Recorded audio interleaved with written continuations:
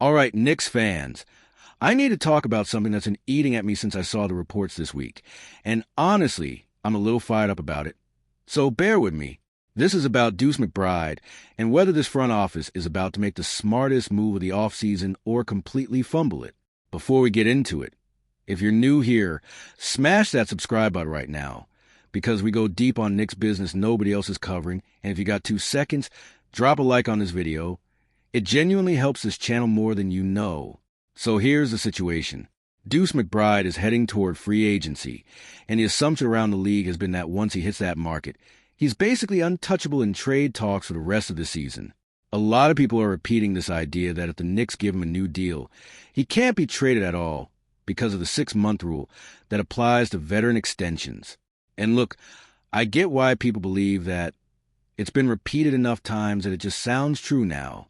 But that's not actually the full story, and this is where I want you to pay close attention, because this is a kind of front office maneuvering that separates smart organizations from lazy ones. There's a real loophole here.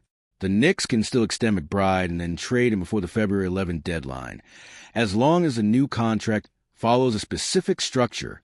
It cannot run longer than 3 additional years.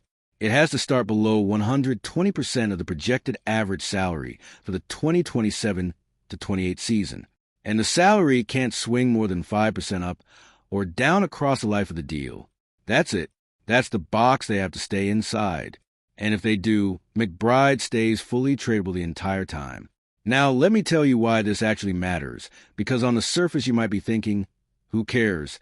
Just let him walk or trade him now and move on. No, absolutely not. Think about this from a pure leverage standpoint. Right now, any team calling about Deuce knows he's about to be a free agent.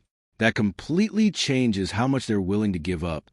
Nobody wants to trade a real asset, a draft pick, a young rotation piece, for a guy who might walk for nothing in 6 months or less. Teams treat him like a rental the second free agency gets close, and rentals get discount prices. That's just how this league works. And honestly, it drives me crazy watching good role players get undervalued because of the calendar. But if the Knicks lock him into a new deal first, even a modest one, that fear disappears completely. Suddenly, a team acquiring McBride knows exactly what they're getting for 2 or 3 more years beyond this season. That security alone should push his trade value up, because now teams aren't just buying 2-month a guard. They're buying a guy who fits their books long-term. And I don't think Leon Rose and this front office should sleep on that. This is free value sitting on the table. And here's the part that really gets me. People are acting like structuring this extension is some impossible chess move. It's really not. For McBride to blow up this whole plan, he'd need to demand something like $20 million a year. And let's be honest with each other, that is not walking through that door. Undersized guards who aren't primary shot creators just do not get paid like that around this league, no matter how good their motor is or how many hustle plays they make. McBride is a great connective piece, a defensive menace, a guy who plays bigger than his size, but he is not commanding anywhere close to projected $15.8 million league average salary for 2027 to 28. That number simply is not realistic for his role. So realistically, we're talking about something like a 3-year, $36 million deal, a flat $12 million per season. That fits every single restriction in that loophole perfectly.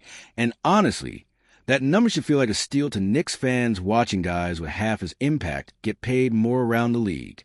Now flip that into a trade scenario. Would you rather be the team calling New York about a guy with 1 year and $4 million left on his deal, or a guy locked up for 4 years and $40 million total? Every front office takes door number 2, every single time. That's just leverage 101. This is why I genuinely believe the Knicks front office needs to get this done. And honestly, if they don't, I'm going to have some real questions about how seriously they're taking asset management this summer. If you agree with me on this, seriously, drop a comment below. Tell me if you'd rather see McBride extended or just let this play out into free agency, because I want to see where the fan base actually stands on this. And here's the twist that I actually love about this whole situation. Even if the front office extends him under these terms, that does not mean they are obligated to trade him at all. If they can't find a trade partner that blows him away during the season, fine. He's still there next summer as a fully available trade chip on a contract that looks even more team-friendly by then. Worst case scenario, They still have a really solid, versatile guard locked in on a fair number. Best case, some team overpays in February because they're desperate for backcourt depth heading into a playoff push. There's basically no version of this where locking Mcbride up under these terms hurts the Knicks. And honestly, there's an even better version of this whole story. What if this contract ends up being so team-friendly, so clearly a bargain, that the front office just decides not to trade him at all? What if they look at the numbers and realize keeping a hard-nosed, switchable, high-motor guard on a $12 million number is more valuable than whatever mediocre package they get back in a trade? I would be totally fine with that outcome. Mcbride brings an identity to this roster that you cannot just replace with a second-round pick and a throw-in salary filler. So that's where I stand on this. I think this front office has a genuinely easy decision in front of them, and I want to see them actually take it instead of overthinking it into oblivion the way we've watched happen with other guys on this roster in years past. This should not be complicated. Extend him, keep the flexibility, and let the market come to New York on their terms instead of the other way around. Let me know down in the comments if you trust this front office to actually get a deal like this done, or if you think they're going to drag their feet again and let another asset lose value while they sit on their hands.